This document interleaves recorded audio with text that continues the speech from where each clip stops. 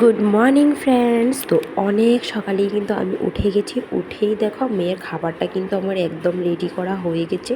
আর এত কাজ ছিল সকালবেলায়, কিন্তু এত কিছু তোমাদের ভিডিও করে দেখানোটা পসিবল ছিল না। তো চলো, মেয়েকে স্কুল পৌঁছে দিয়ে ফাইনালি বাজারটা নিয়ে চলে এসেছি।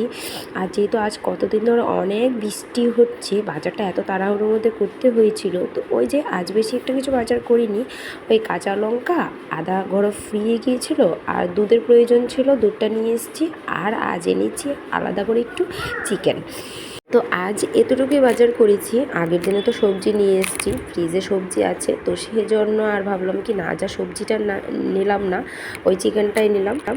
তো চলো, ওই যে দুধটা বোতল থেকে ঢেলে রেখে দেবো এখন ফ্রিজে, যেন বোতলে করে ফ্রিজে রাখলে কেন জানি না দুধটা ছেড়ে দেয়, তো সেই কারণে দুধটাকে ঢেলেই রেখে দেবো এখন। আর চিকেনটা তো রান্না করেই নেব, চিকেনটাকে পরে ভালো করে ধুয়ে নেব। তো চলো, দুধটাকে ফ্রিজে রাখতে চলে এসেছি। ফ্রিজে রেখে আবার কাজে শুরু করে দেবো। আমার ভয়েসটা শুনে তো বুঝতেই পারছো, শরীর কিন্তু ভীষণ খারাপ যাচ্ছে। ওই জ্বরটা কাটিয়ে এখন আজ থেকে সর্দি শুরু হয়েছে। তো সর্দির জন্য একদম কথা বলতে ভীষণ কষ্ট হচ্ছে। ওই সকালবেলা অনেকগুলো বাসন জমে গিয়েছিলো। এমনিতে কিন্তু আমার বাসন জমে না, কিন্তু আজ ওই যে শরীরটা ভীষণ খারাপ ছিল, সকালে ভাবলাম কি না, বাসনগুলি পরে ধুয়ে নেবো, এত সকালবেলা ধোয়াধুয়ি করবো না। তো ওই জমিয়ে রেখেছিলাম, এখন তো মাংসটা ধোবো, তো সেজন্য ভাবলাম কি না, আগে বাসনগুলো ধুয়ে ভাতটা বসিয়ে দিয়ে তারপর চিকেনটাকে ভালো করে পরিষ্কার করে নেবো।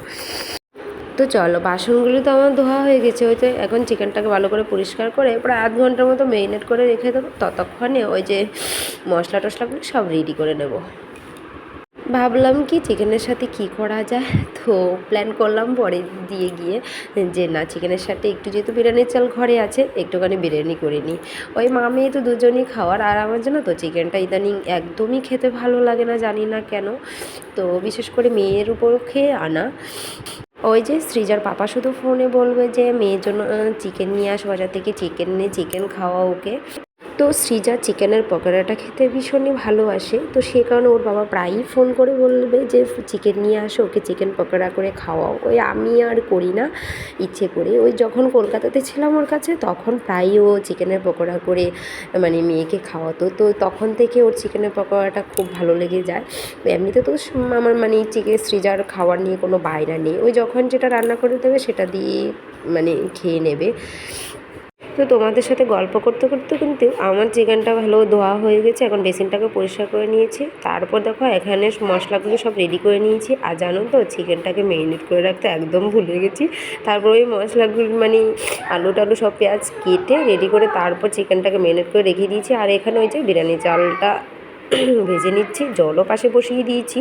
ভাবলাম কি না, আগে বিরিয়ানিটা করে নিই। তো ওই যে বেশি সময় আর চিকেনটাকে ম্যারিনেট করে রাখতে পারিনি, ওই যে বললাম না, ভুলে গেছি। তারপর চলো, ওই বিরিয়ানিটা তো রান্না হয়ে গেছে, আর সেটা যেন তো আর দেখাতে পারিনি। ওই মেয়ে তখন একটু কান্নাকাটি করছিল, আর আমার তো তেমন শরীরটা ভালো নেই, ওই মেয়েকে একটু মোবাইল দিয়ে বসিয়ে রেখেছিলাম। তো সেই জন্য তখন আর ওই বিরিয়ানিটা যে রান্না করেছি সেটা তোমাদের দেখানোই হয়নি। তো এখন চিকেনটা ভালো করে কষিয়ে নিয়ে জল দিয়ে রান্নাটা কমপ্লিট করে নেব। তো এই ছিল আমার আজকের রান্না। আর বেশি আর কিছু করিনি, শরীরটাও যেমন ভালো নেই। তো চলো, আজকে ভিডিওটা এখানেই রাখছি, টাটা।